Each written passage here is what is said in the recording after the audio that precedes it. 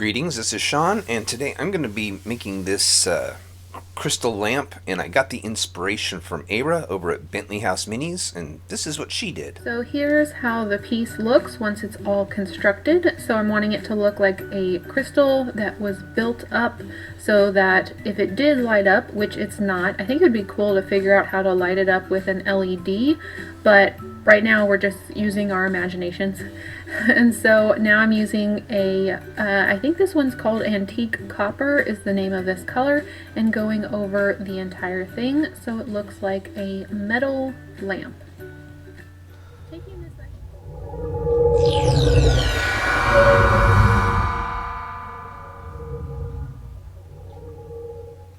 So, I'm going to take her inspiration and her idea of adding an LED to a crystal lamp.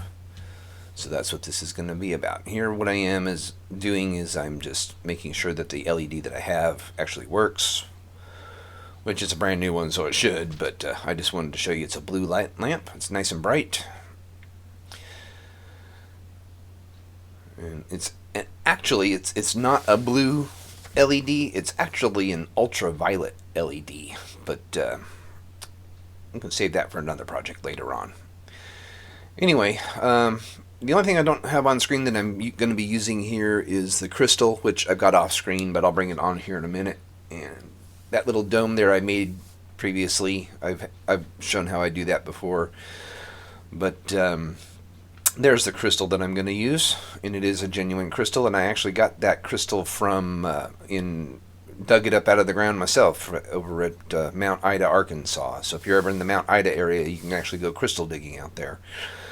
But anyway, what I'm going to do is I'm going to take this piece of copper foil that I have here, and I'm going to cut it to where it encompasses the LED and part of the crystal.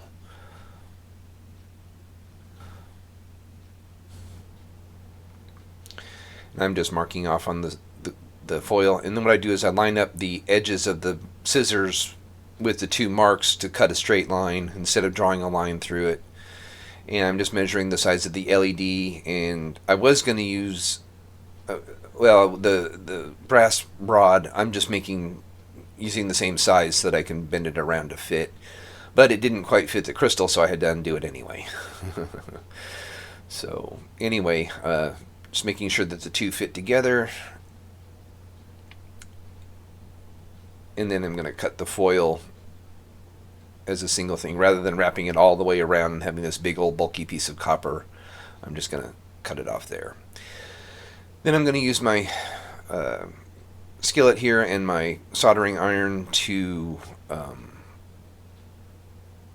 using the magnets to hold it together, to solder the two ends together so that it's a tube. And then I'm just going to fit it around the crystal, and the LED is going to make sure it all fits together nice and snug. And right there I'm marking the negative lead so I know which one later on is negative.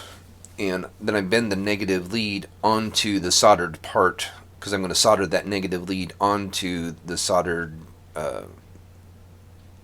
seam there of the tube. And that tube, along with the copper tubing that you see over there by the scissors, those are going to become the negative lead for the LED. And here I am just making sure that it still works with the heat and all that, because they are kind of heat sensitive to a point.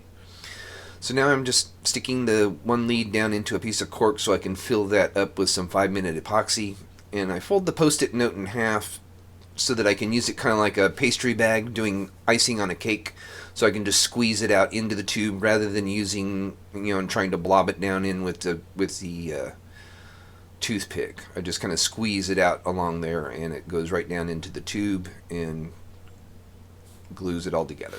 And I do that again later on, you'll see it too.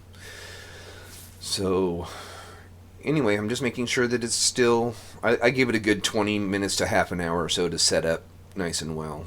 And I'm just making sure everything's still connected, it's still nice and tight, which it is.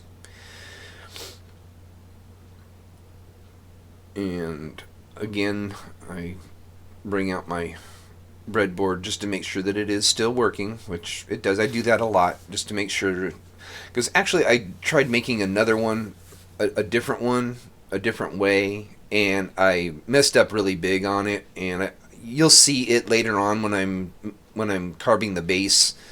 But at one point, the wires got shorted out and didn't work, and so this is actually my second one that I'm building here. And anyway, so I don't know why I grabbed that piece of brass tube, because I'm not going to use it for this. I wanted it to be all copper. So there's the copper tube I'm going to use. It's a 1/8 inch thick, or a 1/8 inch diameter copper tube. And I'm just deciding how long I want to make that, the stand for it. Here I've got some Ethernet cable that I've stripped off of an old Ethernet cord. And I'm just stripping off the ends for the positive lead that's going to go down through the tube. And then the tube itself, like I said earlier, will become the negative lead, which later on you'll see me attach a wire to that tube.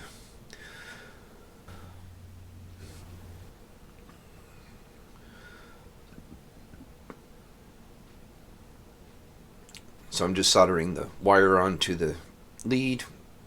I put a piece of heat shrink there just to keep it from shorting out when it goes through the tube right there.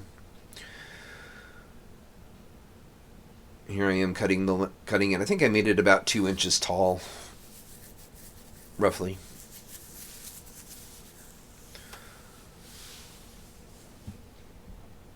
So now I'm going to take another piece, the rest of the strip of copper that I had, and I'm going to wrap it around both the crystal tube and the stand tube and solder those together. And that will also help to make the connection between the crystal tube and the stand tube. And there I am, just making sure it still works, which it does. Now I have this little dome of copper that I made a long time ago, and I'm just going to, at first, I'm just going to use some CA glue to hold it in place, and then I'm going to put some more 5-minute epoxy to make it a stronger bond.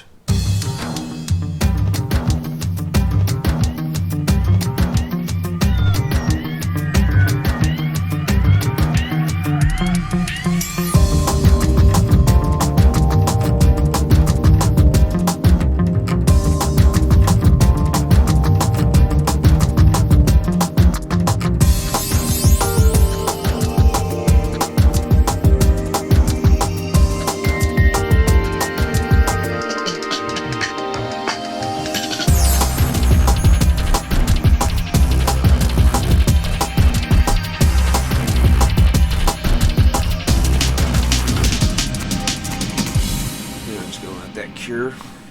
I think I'll let it cure for about another half an hour or so. Nice and tight. I'm gluing everything together, and now you can't see the top of where the wires and all that with the LED as well. Plus, it acts like a little shield to help direct the light down. But anyway, here I'm taking some, coincidentally enough, antique copper, just like Ara used, to paint the base of the lamp. It's just a plastic gear that I had. I've got lots of those, and you've seen me use them before. I just put it on a bamboo skewer to paint it, and I didn't worry about painting the bottom because it's going to go onto that rock right there. That's just a little limestone river rock, and this is, like I said before, I was making another one, and this was actually me carving it out for that, and that's the same gear that I'm using now, but this was done before I actually painted the gear, obviously. So here I'm just basically marking where I want the gear to sit on the rock, and I just take a little file and make a mark in the center of it, which you can't see too easily here. And then I'm just going to carve a little channel behind the lamp for the wires to go out.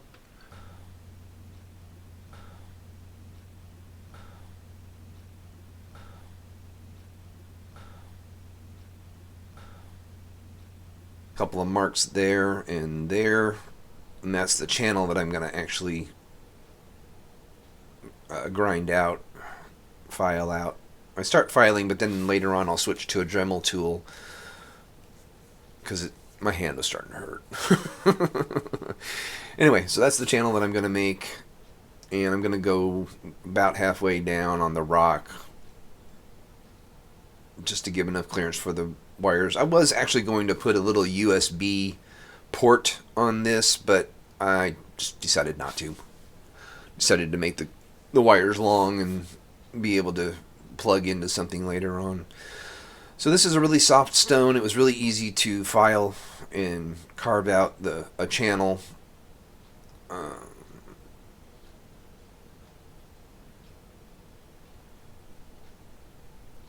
But like I said, my hand was starting to get sore and whatnot. This took me about 20 minutes to do this much. No, not quite that long. About 10-15 minutes to do this, what I'm doing here. But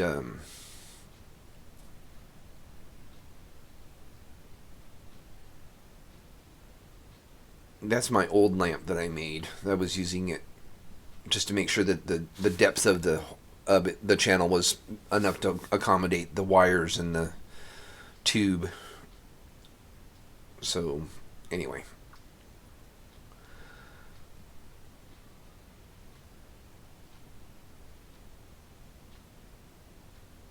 I'm trying to clean up the mark that was left behind, and I just decided to go ahead and file it off.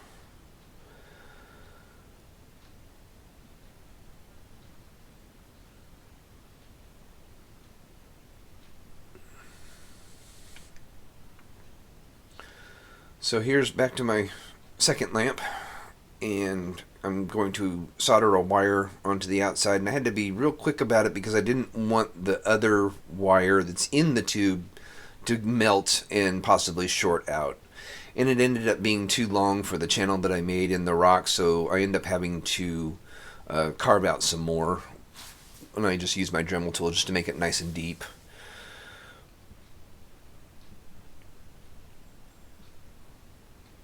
And that was better.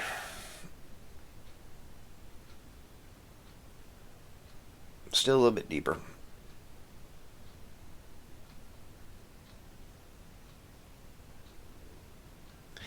Now I'm just soldering using CA glue to hold the stand onto the rock, and basically filling that entire cavity up, and that held pretty well. Probably could have used epoxy and been better, but here I am testing it just to make sure it still works. And it wasn't working. I got, what is going on? I didn't have the other end plugged in.